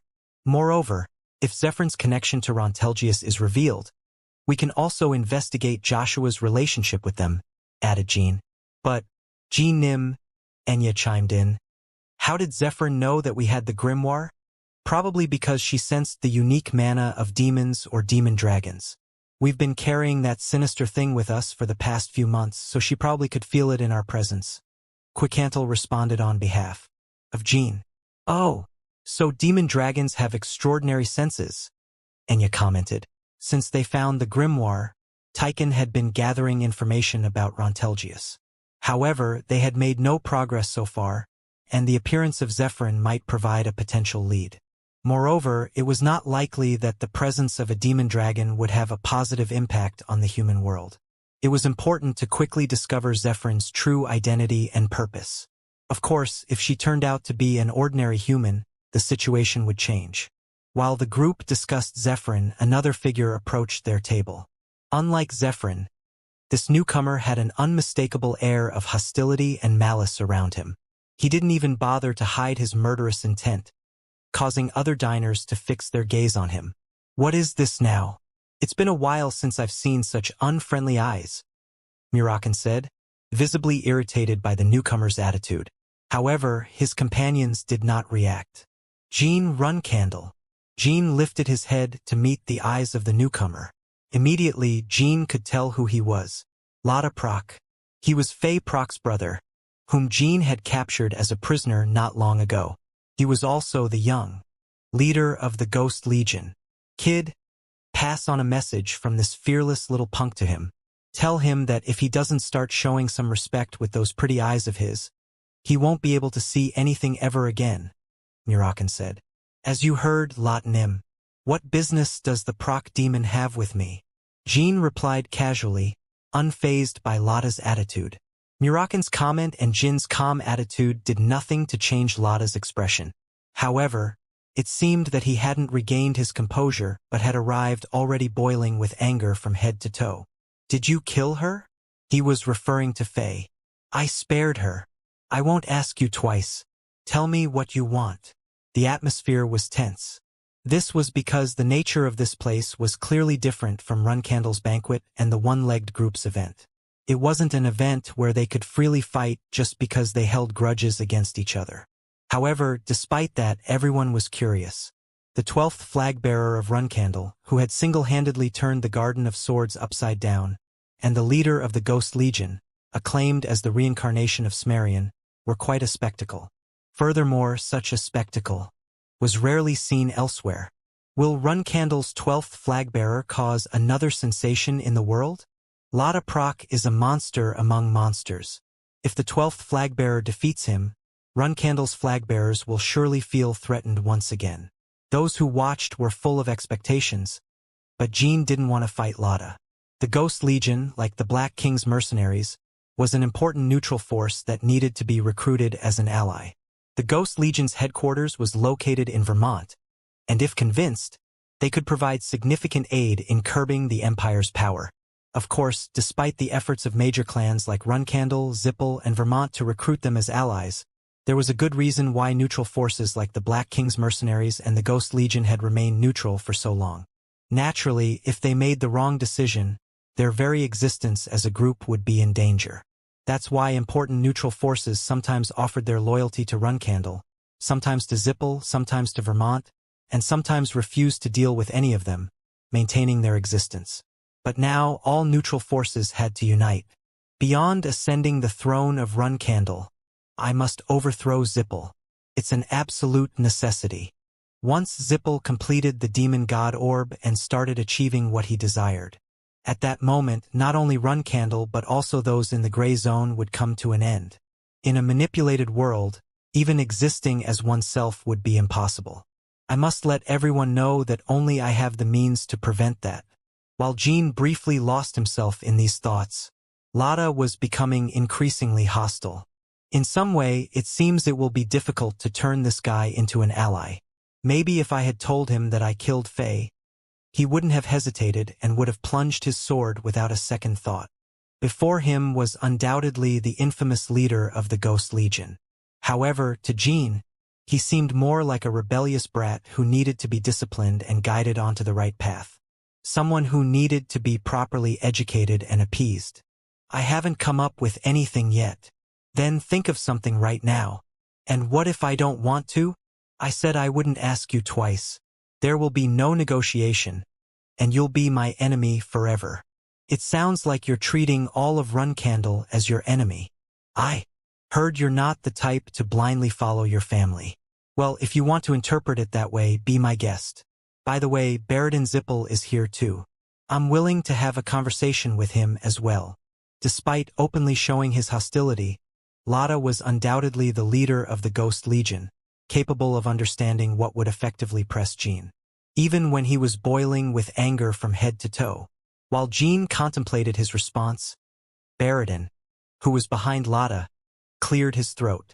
He smiled at Jean and said, "Well, Lot Nim, I'm not exactly prepared to talk to you, but you two seem to get along quite well.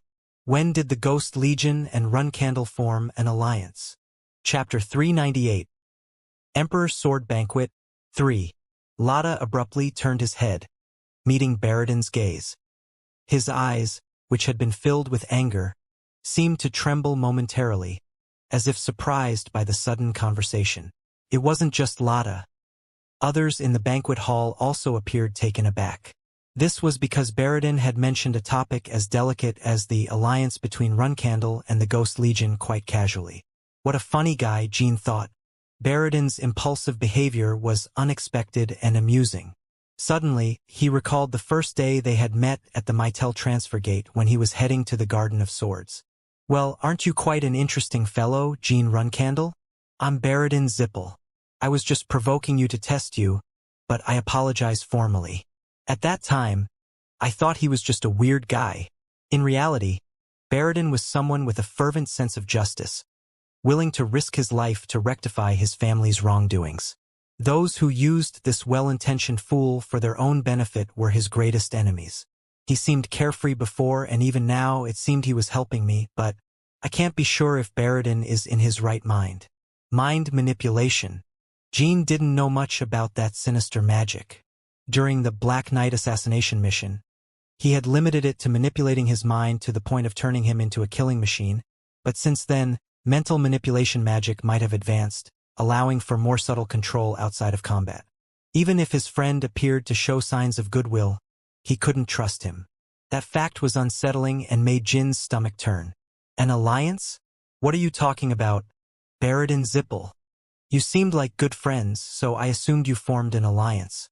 Isn't that the case? Are you here to mock me? Eh? Why do you interpret it that way? Weren't we getting along? At least one person found it amusing to watch them. However, as all three of them were such notable figures, it wasn't prudent to interfere in their conversation, as it could lead to unexpected consequences. Especially with Lotta, who seemed to be on edge. Mocking him at that moment would only invite trouble. Baradin, smiling, met Lotta's gaze, who seemed ready to explode at any moment. Although I consider the actions you've shown today to represent Zippel, it wouldn't be too far off, right? Haha, I'm not that impressive. The sharp gazes that had been directed at Jean were now focused on Baradin. Lotta Proc, this guy is something else too. Baring your fangs against Zippel, even that just because you're in a bad mood. It was a testament to the strength of the Ghost Legion. But in Jin's eyes, Lotta seemed like an ignorant frog in a well. After Smarian Proc eliminated the Sigalga clan, which led the Ghost Legion, Lotta inherited power smoothly. That's why his political ability is on the level of a firefly. However, despite his low status as the leader of a mercenary group, there was a reason he held the position of leader. I wonder if it's his individual power, or if it's Lotta's leadership ability, which I'm unaware of. Perhaps it's the latter, but if it's the former, then Jean didn't know what kind of power Lotta might possess. While Jean was lost in his thoughts, Lotta turned his head again and glared at him. An alliance, you say? The Ghost Legion doesn't ally with any faction. We only have contracts and clients. Jean Runcandle, I challenge you to a duel. Faced with Lotta's sudden challenge, Jean could only cough in disbelief. A duel? What kind of lunatic are you? The onlookers wore bewildered expressions as no one had expected such a turn of events at Ron Heron's banquet, held after 22 years. The appearance of an individual willing to commit such madness exceeded anyone's expectations. Leader of the Ghost Legion, Lotta Proc. Hail to the Proc Demon! Amidst the astonished crowd, voices in support of Lotta emerged from one side of the spectators. They were the members of the Ghost Legion who had followed Lotta. Why are you so surprised, Jean Runcandle? I'm sure the only ones not surprised by Lotanim's actions are the Ghost Legion. You're not going to back down, are you? I refuse. Lack of confidence? This is a banquet organized by Ron Nim. Fighting here would be an insult to Ron Nim. Then we can settle it after the banquet is over. In this situation, there was no choice but to accept the challenge. I would have preferred to avoid a fight and have him join as an ally, but I suppose there's no choice. Well, this kind of person doesn't know when to give up. Jean shrugged. It seems fair to me. However, I'm not interested in defeating weaker opponents. Somehow, it seemed that a thread of reason in Lotta's mind had snapped. Say it again. Not long ago, I fought against all of Runcandle, and you could say the result was some sort of victory. Do you think it would be thrilling for me to fight Lotanim? Lotta's pupils dilated, and the conversation buzz around him instantly fell silent. The silence wasn't due to Jin's effective provocation, but because the spectators were surprised by the claim that he had fought against all of Runcandle. I've heard you have guts and a sharp tongue, and it turns out to be true. I suppose you can handle a sword. I was being careful with you, but when you cross the line to this extent, there must be consequences. Let's have the duel. However, it wouldn't be appropriate to fight willy-nilly. As you know, I'm a businessman. Are you suggesting a bet? Isn't there something you need from me? Before I kill you, I'll have you sign a blood oath then. Blood oath or whatever, if you win, I'll grant you whatever you desire. If you take my life or perform any act that can humiliate me while I still breathe, it's all fair game. But if I win, Jean smiled satisfactorily as he finished the sentence. The Ghost Legion will fulfill one of my requests. We only have contracts and clients. That statement caught Jin's attention. After defeating Lotta, he planned to use him as a leash around his neck. Very well. There are many onlookers. I hope you don't disappoint them later by changing your mind. You can withdraw now. When the conversation ended, Lotta didn't seem as angry as he did at first. Instead, his eyes gleamed with delight, and a smile adorned his face. He was excited about the prospect of crushing Jean. and that was what people thought as they watched him. In reality, Baradin had complicated Jin's situation by pretending to help him. With just a few words, he had pushed Jin into a duel with Lada, and whether Jin won or lost, Zippel wouldn't suffer any loss. So the interpretation wasn't entirely incorrect. You're quite temperamental, leader of the Ghost Legion. I just came to greet him, and he got jealous? How have you been, Jin? Baradin said cheerfully, extending his hand for a handshake. Upon seeing his behavior, a mix of emotions crossed Jin's mind for a moment. The onlookers couldn't help but be captivated once again by intense curiosity. They couldn't decipher the connection between the 12th flag-bearer of Runcandle and the next patriarch of Zippel, or whether Baradin was simply provoking. It doesn't seem like we're on friendly terms, Baradin Zippel. Jin responded promptly to his curiosity. Why would you say that? That's quite harsh. Baradin exaggerated his expression. Jin chose not to respond and completely ignored him. Whether Baradin was behaving this way of his own free will or being manipulated for nefarious purposes, it wasn't a good idea to show a close relationship with him at this moment. Especially since Jin had declared his intention to break the shameful oath between Zippel and Runcandle just a few days ago. Whether Baradin was acting under manipulation or not, Jin couldn't be sure of Baradin's intentions. In the end, Baradin withdrew his extended hand and left, still wearing his characteristic wide smile. Naturally, the onlookers also dispersed. From that day on, their words would spread far and wide, carrying with them the story of Jin, Baradin, and Lada. And on the top floor of the banquet hall, hidden from view, there was someone who had been watching the recent commotion with displeasure. Dante. Ron Hiran, upon seeing a young man daring to create a scene at his own banquet without fear, was more than exasperated. Yes, grandfather. Do you have to associate with people like them? There are plenty of good young people in the world. Those two are fighting and rebelling against their respective families, unlike me. So, to me, they are cherished friends because they're better than me. Haha. It seems like you value those misfits more than this old man. That's not true. Ron ruffled Dante's hair with a smile. But speaking of misfits, it's true that the Runcandle scoundrel, but what about that idiot from Zippel who opposes his family? I've heard that, unlike Jin, Baradin was designated as the next patriarch and has long enjoyed all sorts of privileges. Dante hadn't told Ron about Baradin's mind manipulation yet. Bringing up that topic would mean that Hiran would have to make a decision. Whether to return to the world's #1 clan, capable of mind manipulation, against his enemy, or continue building a slow friendship as he has until now. It was a decision that Dante, as the young patriarch, had to carefully consider when discussing Baradin with the patriarch. Dante had decided a long time ago but hadn't found the right opportunity. Grandfather, if I told you that magic can manipulate the human mind and memories as one pleases, would you believe me? When Dante spoke with a serious tone, Ron's eyes deepened. For the past few years, Zippel has been using mind manipulation magic on Baradin, perhaps even longer. They have manipulated Baradin like a puppet. Despite that, Baradin has opposed the secret wrongdoings of his family. Go on. Dante began to explain the events that had been hidden behind the incidents in the Holy Kingdom. Baradin setting fire to the gold ingots, the Spectre Corps chasing Jin, the diary and Baradin's confessions, and more.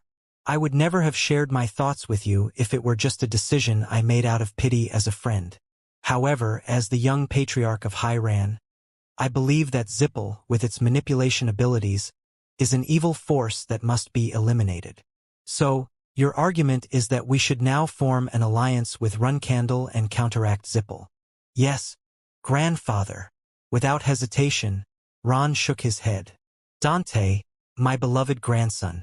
Normally, in situations like this, what you should expect is for Runcandle and Zippel to fight each other until they kill each other. Or, for the two of them to engage in a war until one weakens, and we can conquer them both. Chapter 399. Emperor's Sword Banquet 4. As if anticipating the reaction, Dante calmly looked at his grandfather. His gaze troubled Ron's heart. The grandson he had in mind, Dante, was a resilient human being. No one in Hiran had imagined that his naturally fragile and diminutive grandson would become the next patriarch.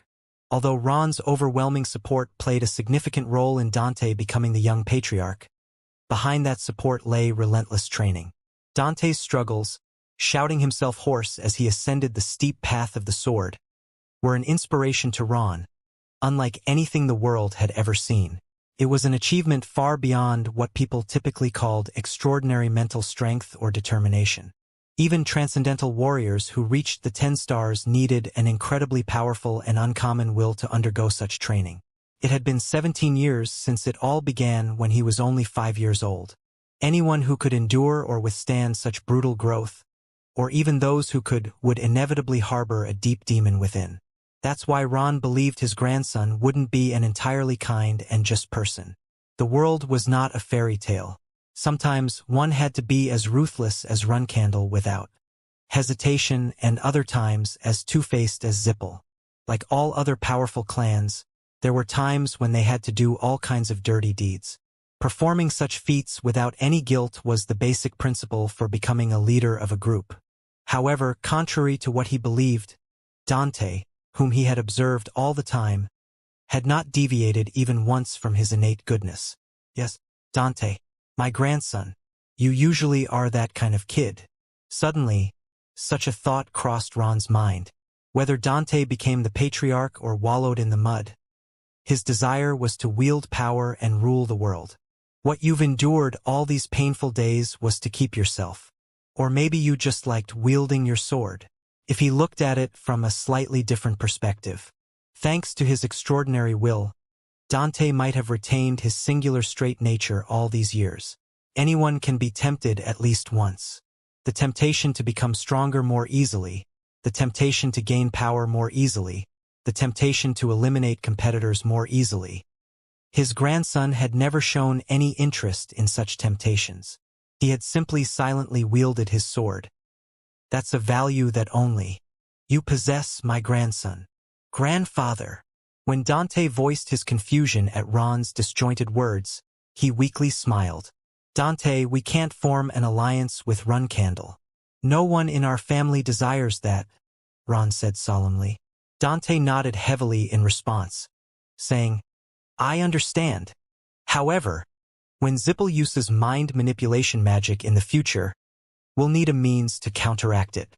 Ron continued, placing his hand on Dante's shoulder. I believe Jean Runcandle is seeking the means, or maybe he already possesses it. Slowly, Dante's eyes widened. So, instead of becoming a person of Runcandle, make Jean Runcandle your subordinate. Then, when you become the patriarch, no one will oppose your decisions. Grandfather. Of course, that's only possible if your friend is equally useful at that time, Ron added casually. It was an unexpected story for Dante. He knew very well that his grandfather was sometimes more rational than anyone. However, despite that, Ron's subtle approval of Dante's opinion implied the seriousness of the matter called mind manipulation. No matter how strong a warrior was, if their mind was manipulated, they might act involuntarily for Zipple. If Zipple's mind manipulation is as advanced as Dante described, and if it continues to progress, anyone could end up like that. The swordsman of Hiran who will aid Dante himself, and even me, Ron worried. That was precisely what concerned Ron. Mind manipulation had never appeared in the power structure of the world until now. It was likely that factions aware of Zipple's mind manipulation were extremely limited. Even Ron had just learned about it through Dante. Within Runcandle itself, apart from that demon, there might not be many who knew. Siren Runcandle. Ron wondered if his lifelong adversary was aware of this fact. Even if he knows, there must be a reason that monster doesn't leave the Black Sea, Ron thought. Ron shifted his gaze to Jean. Not only he but everyone was looking at Jean. Initially, Ron had planned to use this gathering to publicly announce once more that Dante would be the next patriarch. He also wanted to make it clear to Dante's brothers, who recently seemed to have other ideas. He wanted to tell them that supporting Dante was the only way to secure their position in the Sword Emperor's castle. However, the untimely guest was stealing the spotlight at his own banquet after 22 years. which didn't sit well with Ron. Now that we've come to this, I might as well use that guy for Dante's sake, Ron thought, stroking his beard. Do you understand? He asked Dante. Yes, grandfather. I'll keep that in mind, Dante replied. Haha, good. Now that it seems all the guests have gathered, it's time to announce the start of the banquet. When Ron clapped his hands lightly, the chaotic banquet hall instantly fell silent. Although it was just a clap, there was a deep and imposing aura contained within it, and those who had reached a certain level could feel Ron's accomplished martial prowess. Naturally, everyone turned their gaze to Ron and Dante.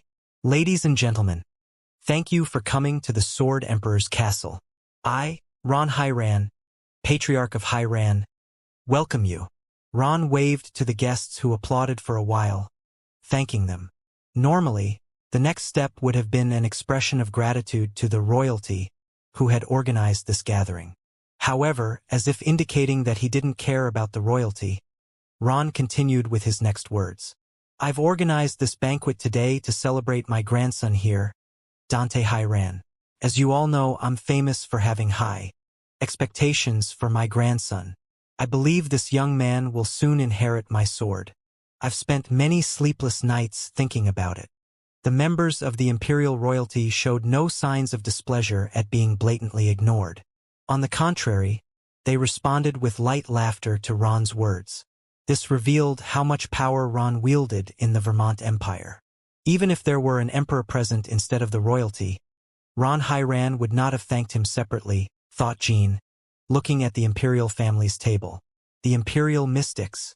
In Huffaster, people referred to the Vermont imperial family as mystics. It was because they rarely took a leading role except for the emperor. The Vermont imperial family often attended meetings like this, where powerful figures gathered or important imperial events took place. However, the reason the imperial family had such influence comparable to figures like Ron Hyran and other dignitaries was due to their role in recruiting the Imperial Guard and the Special Forces. The authority to appoint the Imperial Guard and the Special Forces in the Imperial Palace was an exclusive right of the imperial family. The living golems I saw in the Wantaramo forest were probably the work of the imperial family. I will soon prove that they are not mystical beings but disgusting bastards, Jean thought as he exchanged a glance with one of the Vermonts, and they shared a subtle nod. Meanwhile, some of the pure-blooded Herons, excluding Dante, were visibly uncomfortable. They didn't openly show signs of displeasure, but the very act of sitting in their seats seemed like torment. However, it seems there are those who want to cause unnecessary trouble on this joyful day, Ron commented, suddenly wiping his smile away. At that moment, the pure-blooded Herons adjusted their postures, seemingly taken by surprise. But Ron wasn't looking at them. The 12th flag-bearer of Runcandle and the leader of the Ghost Legion. Your actions were a significant discourtesy, to the point where I can reprimand you as I see fit. The people's attention shifted back to Jean and Lotta. My apologies, Ron Nim. My apologies. When the two replied, Ron smiled again. I understand it's a time of youthful exuberance, but you must pay the price. I thought I should prepare some suitable entertainment for the esteemed guests who have joined us today. It seems that just this old man's face won't be enough. Upon hearing this, Lotta's eyes sparkled. As the ghost mercenaries originated from Vermont, the two groups generally maintained a friendly relationship. Therefore, Lotta understood that Ron's offer was a form of assistance. Soon he would put Jean in his place. I, the leader of the Ghost Legion, Lotta Proc, gladly accept Ron Nim's consideration and proposal. At that moment, cheers erupted from various parts of the room. Naturally, people assumed that Jean and Lotta's duel would be resolved discreetly away from the crowd, increasing anticipation for the results. It seems that Ron Nim is indirectly raising Dante's status by punishing both Lotta and me, Jean thought. The Hyran clan was undeniably one of the world's leading clans, but compared to Runcandle, their stature was somewhat lower. However, when Jean and Lotta dueled to celebrate Dante, it was only natural that Dante's status would increase. I, the 12th flag-bearer of the Runcandle family, accept, Jean said. Ron appeared satisfied with Jin's response and smiled contentedly. Good. Then let's all enjoy the banquet I've prepared and eagerly await the exhibition of these two warriors at midnight. As the atmosphere in the meeting hall quickly heated up, a group of people seated behind Jean engaged in a hushed conversation. Thanks to Lotta Proc's impromptu actions, the duel should be more exciting. After midnight, Zippel and Hyran will become enemies. While no one paid particular attention to Jin's group, there was an exception. Zephyrin watched them with a cheerful smile. Chapter 400 Emperor's Sword Banquet 5 When Ron's greetings concluded, the banquet began in earnest.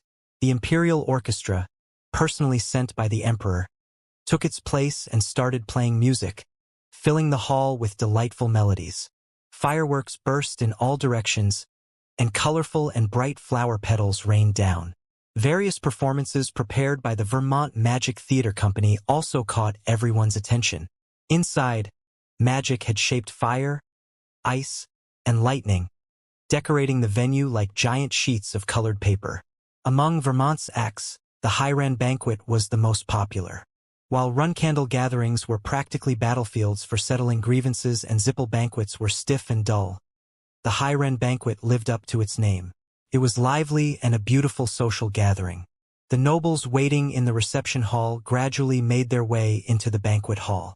Dressed in their finest attire, they cast admiring glances at the warriors gathered here. For those born into noble families, the warriors present were like stars in the sky.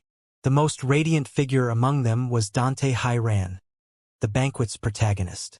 At 22 years old, he was the young patriarch of Hyran, known for his youthful appearance and outstanding character, a Vermont supernova.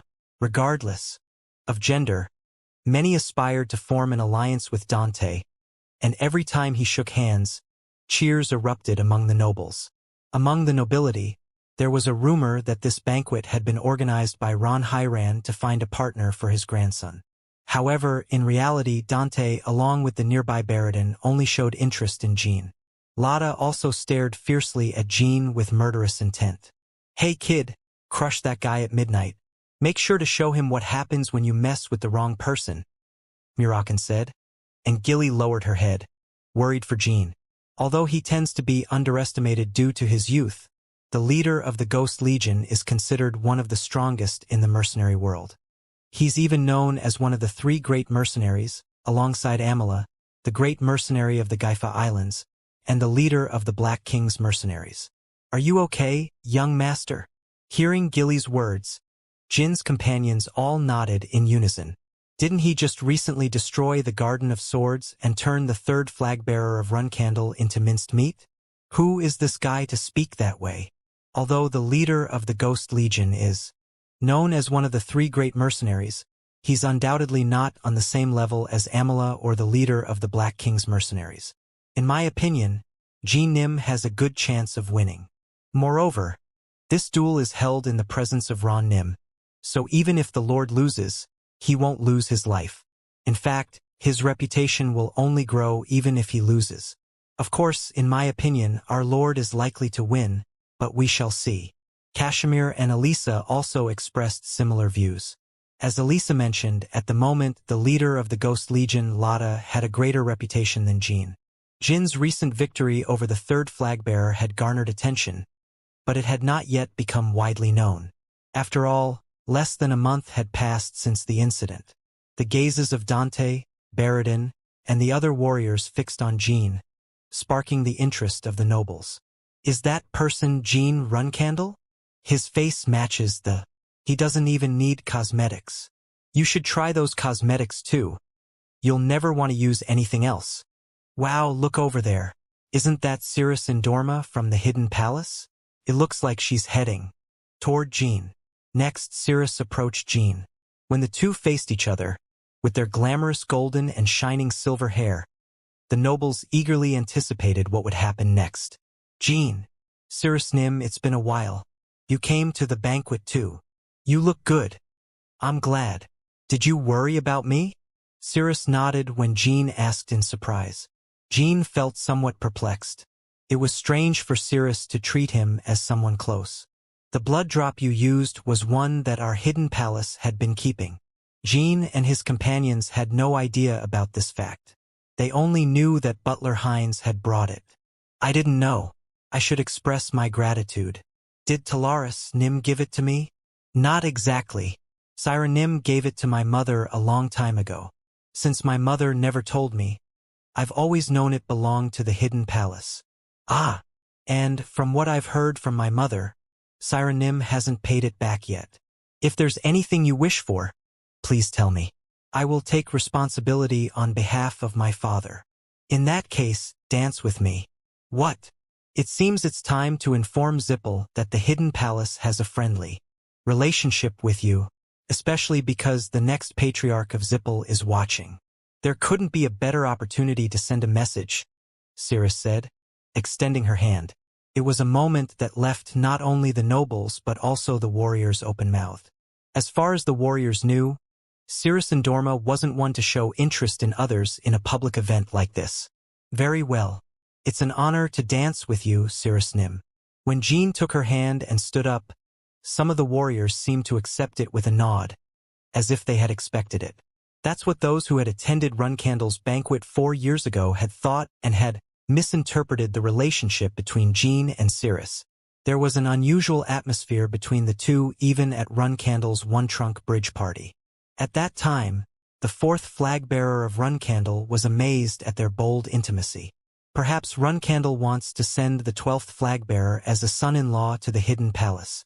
It's not the right time to topple the firmly established 2nd flag-bearer. It would be advantageous in many ways to secure the Hidden Palace as a reliable ally. Anyway, they make a good pair, don't they? Of course, in reality, the two had secretly battled without anyone knowing, and that remained a secret known only to their comrades. Most middle-aged warriors showed smiles of satisfaction, while the younger generation had to suppress their inexplicable anger and jealousy. And 2 years ago, the nobles who had visited Bellard's gambling den felt a strange sensation. At that time, Jean Runcandle was acting under the alias Bammel. Come to think of it, the woman named Julia in the gambling den looks like Cirrus Nim, doesn't she? It can't be. Could it be that Jean Runcandle and Cirrus Indorma worked together even during their days as provisional flag-bearers? Could Julia from the dive be Cirrus Indorma? While each of their thoughts passed, Jean and Cirrus took the stage and began dancing gracefully. Their dance was destined to be sung across the continent through the verses of bards from today. Warriors had already praised the two until they ran out of voice, putting Jean and Cirrus on a pedestal. Oh, how I envy my lord! Phew, I can't even remember the last time I danced with a lady. Let's dance together. The spirited voice belonged to Zephyrin. Unnoticed by anyone, she had approached Jin's table again, avoiding Murakin's gaze. I'm so grateful for this. Oh gods, this is... Just as Jet was responding with joy, Quicantle pinched Murakin's side. It meant, go and find out about Zephyrin. Did you say your name is Zephyrin? I'll dance with you. Oh, you remembered my name. Shall we? No, Murakanim? Are you doing this? Murakanim? Ha! Murakin had already gone to dance with Zephyrin. Having seen Zephyrin belatedly, Merkin could only sigh deeply, almost as if he wanted to bury himself, and clenched his fists in frustration. Azabash, with hawk-like eyes, stared at Murakin and Zephyrin's backs. In the end, Gilly, who was watching, reached her hand out to Jet. Well, Jet, if you're okay with it. I'm just overwhelmed. Strawberry pie? I mean, Gilly. This time, Murakin looked at Jet as if he were about to kill him. In fact, if he could kill with his eyes, he would have turned Jet into minced meat on the spot. Jet was simply thankful that even someone like him could dance at such a banquet. Kashmir went to dance with Elisa. Kazan and Beriz did the same. At the table, only Quicantle and Enya remained, enjoying some refreshments. As if waiting for this moment, several warriors and nobles approached them, asking for dances. But in the end, Enya was paired with Baradin, while Quicantle danced with Dante. This peculiar arrangement added another level of amusement for the banquet's guests, especially because Dante knew that Enya and Quicantle were unofficially sought after by the Empire. So, he intentionally wanted to reveal his friendship with the two to have the arrest orders revoked. Oh, I want to dance too. Meanwhile, someone watched the procession of dancers with sorrow. Margiela Ivlianos. She also attended the banquet as Ivlianos. Bishkal and Bouvard disguised themselves to be by her side. Bishkal had a somber expression. Ah, it's not like I've been in a wheelchair for a day or two. There's no need to feel so sorry for me, brother. Indeed, Bishkal Nim. By the way, the croquettes here are to die for. Bishkal Nim, do you have any contact with Hiran? If possible, could you bring croquettes from here at least once a week? As always, Bouvard was scratching Bishkal's already somber heart, annoying him. Shut up, Bouvard. Bishkal was too immersed in sorrow to even respond like that.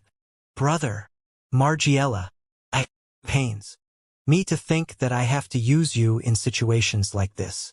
Hearing this, Margiela smiled. That is precisely my role, brother. But don't be disheartened. And Bouvard Nim, please stop eating croquettes. You promised to lose weight. Remember? Haha. Really? Margiela Nim. Night was approaching. The banquet was scheduled to continue into the next day, so it was natural for people to start leaving around dinner time. However, not a single person left the banquet hall until midnight. Of course, it was to witness the battle between Jean and Lada.